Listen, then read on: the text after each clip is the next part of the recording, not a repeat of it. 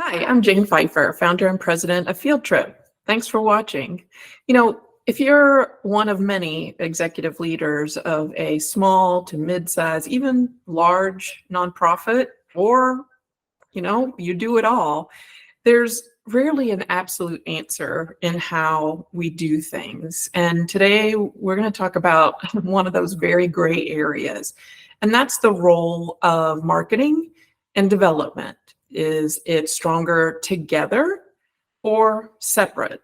Now, even if you don't have a team or the opportunity to have development employees and marketing employees or communication employees, it's still an important question because you can reframe the question as, do I have a marketing strategy and a fundraising strategy, or are they one and the same?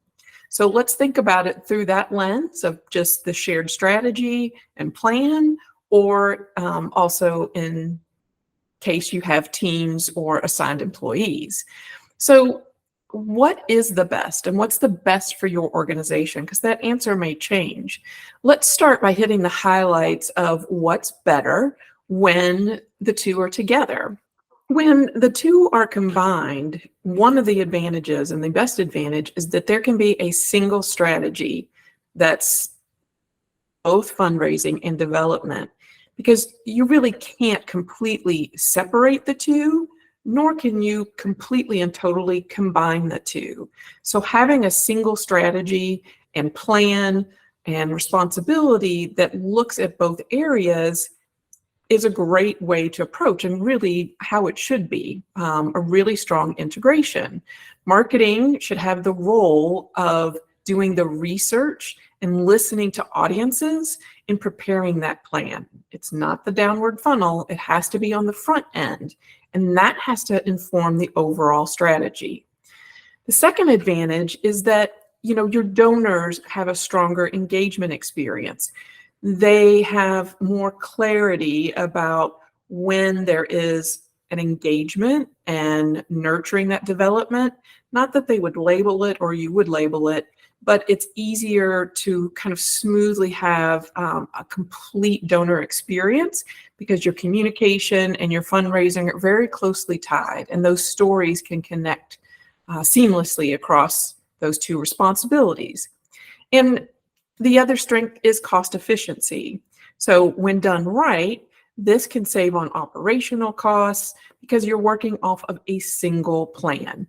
It also helps you build your brand in a consistent way with the tone, the messaging, the images, the events all being on brand. Now, there are some weaknesses, and one of them is the reduction of accountability. Imagine if you yourself have both responsibilities, or you have two employees or an employee trying to do both. One is always going to take priority, and the other will become reactive strategy. So you're thinking about, for example, your gala, your events, the things you have to do to raise revenue, because that's really important. And then marketing can become the communication megaphone, if you will, for the fundraising efforts. And I would say that's probably a common scenario, but it doesn't really utilize communications and marketing to its fullest extent. So how do you balance that accountability? You can't have full accountability for both areas in one position or one team unless you really have strength and skills of both, and they're both informing the strategy and plan. And that goes into the next point, and I really can't emphasize this enough, is that preference of one over the other, whether it's a comfort level, whether it's risk avoidance, whether it's just a focus on revenue. So we, prioritize the events directly tied to revenues and kind of forget about the nurturing and communication part that's so important, or just somebody who's more comfortable, working internally than going out there in the world and making connections, looking for sponsors, and meeting donors where they are. And along the same lines, it's that all-in-one fallacy, that these two are one and the same and they go hand in hand. I think the biggest fallacy that sometimes lives with nonprofit leaders is that marketing is almost like a direct response effort to fundraising. We can't have either in a vacuum. We can't market our way to having the revenue that is needed in totality, but we also can't do the opposite. And so thinking that they're one and the same is really the biggest risk. Now, if you think and have the resources, again, in your mind or via a plan, you can think about the strengths of, when you separate these two. So when you separate, one of the advantages is the strategic focus. So you have clear separation, which allows each function to operate and excel. Marketing, again, in that outreach and engagement of audiences, that listening device, while development strategy focuses on cultivating and retention of donors. You can also have a strategic focus that is specific to both, with specific goals, specific measurables, and therefore very specific accountability. And finally, that clarity of ownership. Who is responsible for what? How do we work together?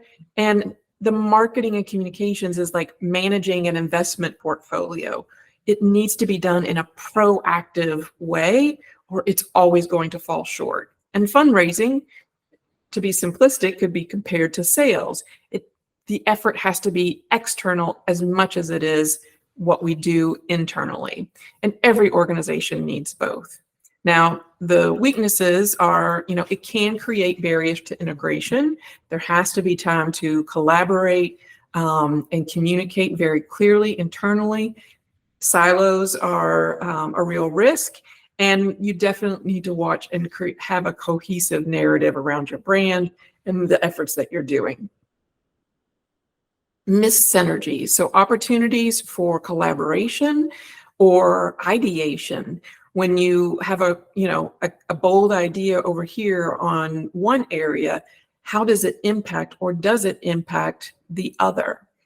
And what could be happen by those minds coming together and sharpening each other? And it can lead to higher operational costs, not just because, well, you might have separate teams, separate employees, or perhaps you contract out a certain part of it, but because those synergies might be missed if we do really create silos, or we minimize the importance of one over the other in creating our teams and strategies and resources.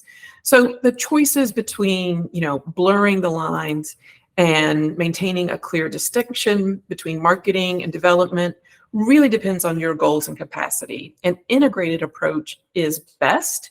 It creates a cohesive brand, and it really allows, expertise, as long as there is clear and decisive emphasis on both areas.